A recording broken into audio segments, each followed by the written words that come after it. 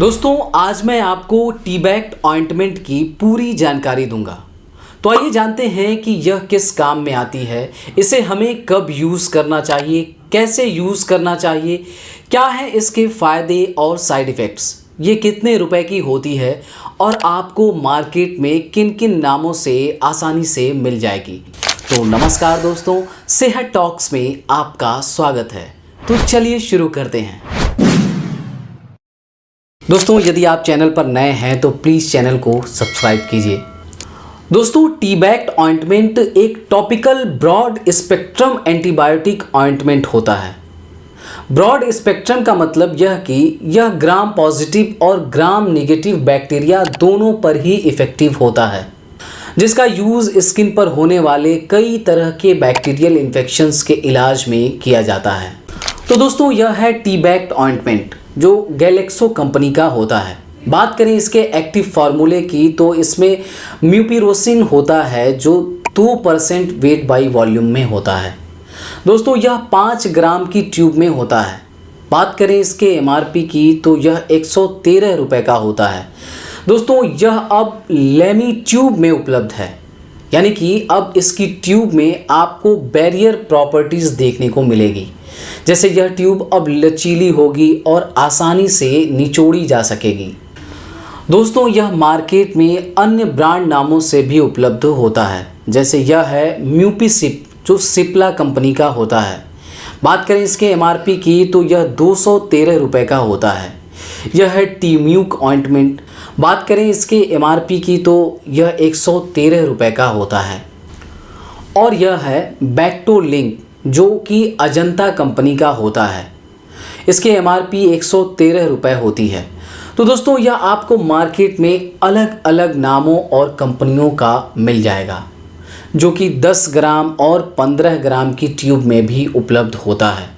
दोस्तों यह staphylococcus aureus, Streptococcus pyogenes, Escherichia coli जैसे बैक्टीरिया के कारण होने वाले स्किन इन्फेक्शन पर और साथ ही हमारे शरीर के सॉफ्ट टिश्यू के इन्फेक्शन पर बहुत ही इफ़ेक्टिव वर्क करता है।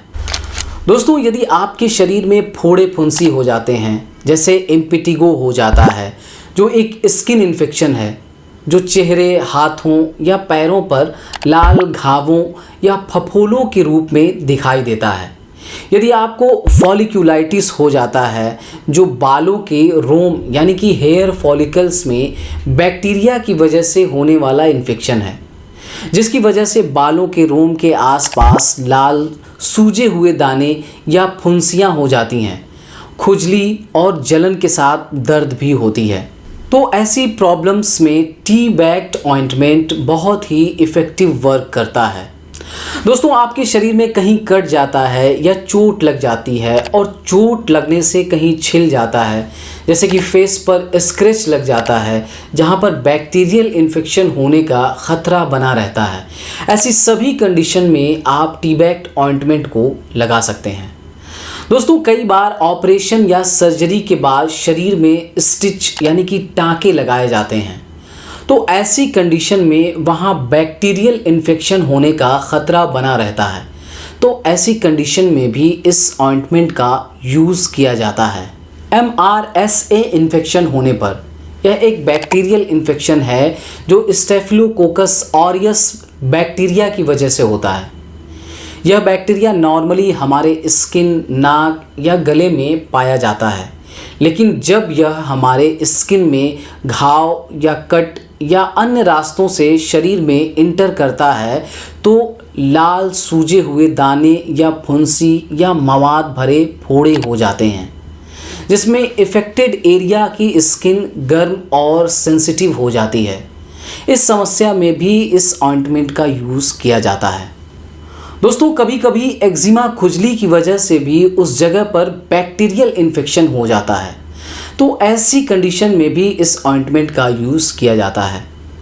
दोस्तों टी-बैक्ट ऑइंटमेंट का यूज़ एलर्जी की वजह से होने वाले इन्फेक्शंस या फंगल इन्फेक्शन जैसे कि रिंग वर्म में और हर्पीस जैसे इन्फेक्शन में नहीं किया जाता है। इस तरह की प्रॉब्लम्स में ये वर्क नहीं करता है। दोस्तों टी-बैक्ट कैसे काम करता है? तो दोस्तों यह बैक्टीरिया के प्रोटीन संश्लेषण को रोक देता है। यह आइसोल्यूसिल tRNA सिंथेटिस एंजाइम को ब्लॉक करने का काम करता है और इस वजह से बैक्टीरिया की ग्रोथ रुक जाती है और वो मर जाते हैं। दोस्तों नॉर्मली इसे दिन में 1 से 3 बार इफेक्टेड एरिया पर पतली लेयर लगा सकते हैं। दोस्तों ऑइंटमेंट लगाने से पहले हाथों को अच्छी तरह से धो लेना चाहिए और इफेक्टेड एरिया को कॉटन लगे स्पिरिट से साफ कर लेना चाहिए और फिर इस्तेमाल करने के बाद हाथ धो लेना चाहिए ताकि इन्फेक्शन जो है वो ना फैले। दोस्तों आमतौर पर इसे 7 से 10 दिनों तक इस्तेमाल किया जा सकता है। अगर 10 दिनों के बाद भी कोई सुधार नहीं होता है तो आपको डॉक्टर से संपर्क करना चाहिए।